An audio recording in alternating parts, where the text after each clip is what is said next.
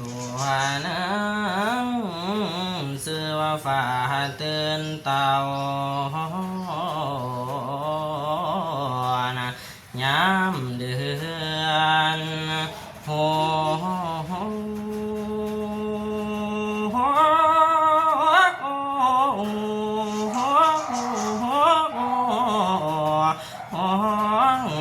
ตัวหนึ่งชื่อว่าห้องสาวซ้ำตัวหนึ่งชื่อว่าน้ำตาสาวไหลตัวหนึ่งชื่อว่าไฟสาวมอนตัวหนึ่งชื่อว่าร้อนสาวไม้นะตัวหนึ่งชื่อว่าไฟบ่อฟองตัวหนึ่งชื่อว่าตัวตรงตนชื่อว่าตัวตรงตนตนแล้วสัมพันธ์ตรงนะฟวงอางอนนะฟวงอางอ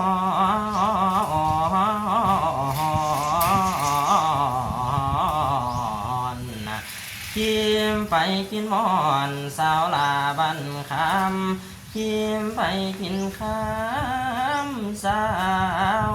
คำนางบ้านเท้าพร้อมพ่อในบอน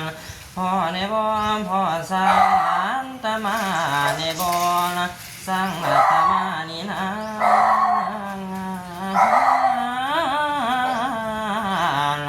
เสือว่าสร้างบาง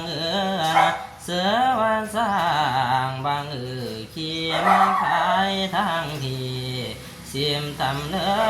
มีผู้เสือแน่บองเสือไว้แน่เรือโยมเสือสร้างอันตมาไว้แน่สร้างอัตมานี่นะ